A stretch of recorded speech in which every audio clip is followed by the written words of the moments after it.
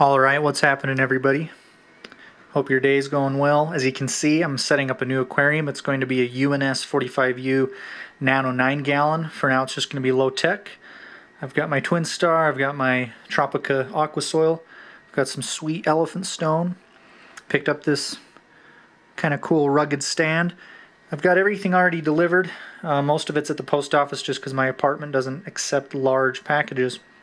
Now tonight we're going to be discussing medium light and why most aquarists should be using medium light.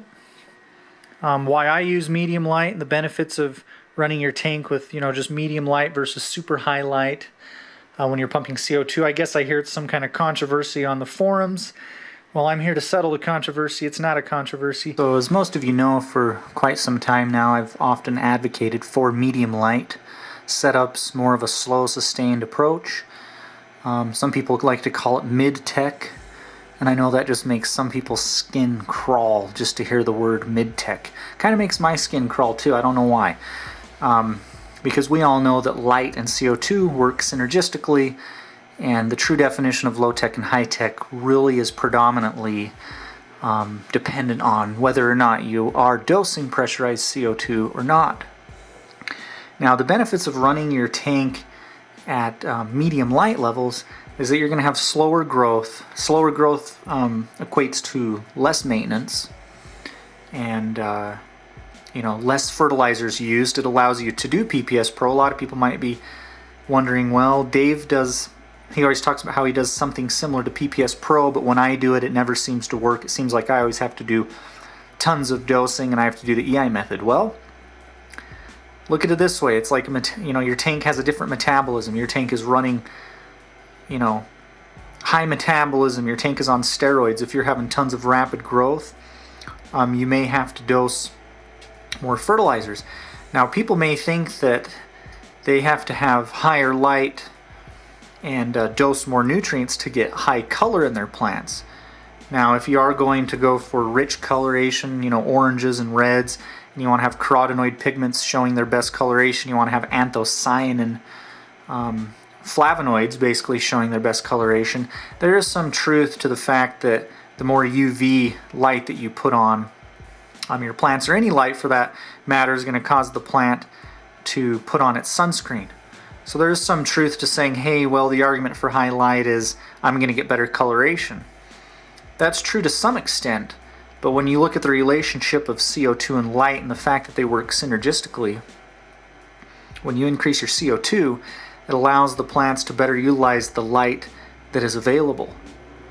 And so an increase in CO2 can also cause you to have healthier plant growth at lower levels and lower depths in the aquarium where the light is not sufficient.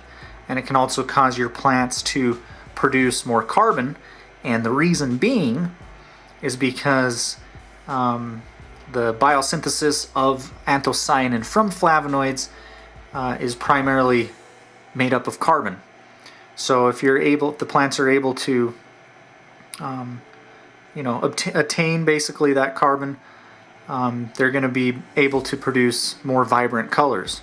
So CO2 has many effects on the aquarium, including anthocyanin production.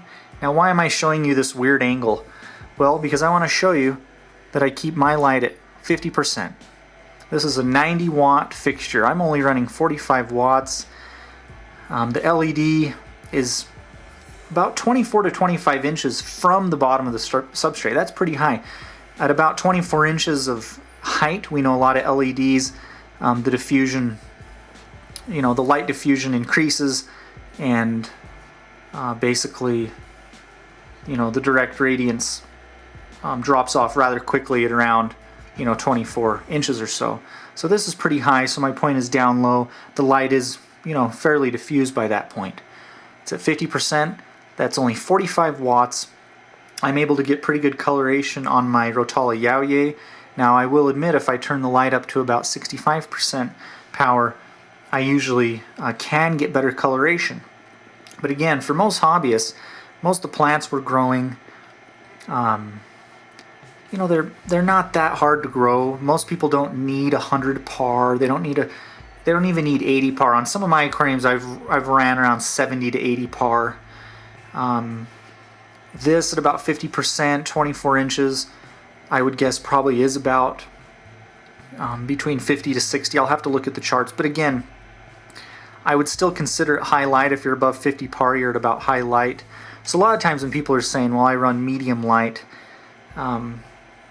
if they're like, well, I'm at 50 par, a lot of times it's medium high. 30 to 40 is medium low, 50 to 60 is medium high, anything above, I would say 60, 70 to 80, or let's say 70 to 100 is high, and then over 100 par is very high.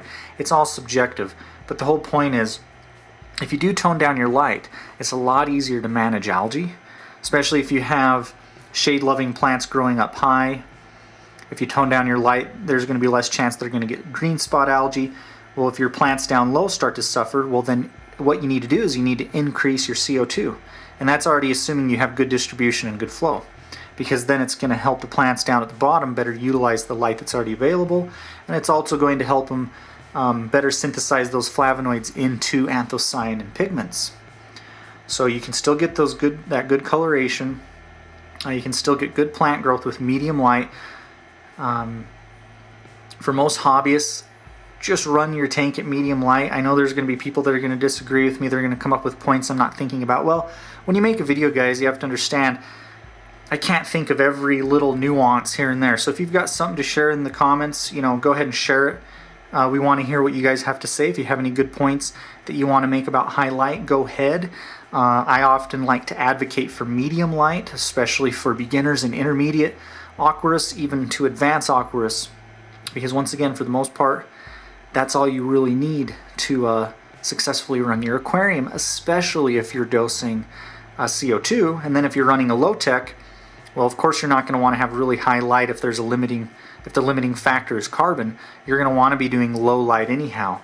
So all in all, whether I'm doing low-tech or high-tech, I like to do the slow, sustained approach. It makes maintenance easier, it saves money on my electric bill, and it saves money on dosing fertilizers as well. So anyhow, let me know what your guys' thoughts are. Again, thanks for watching. Until next time, keep your sleeves wet. Peace out.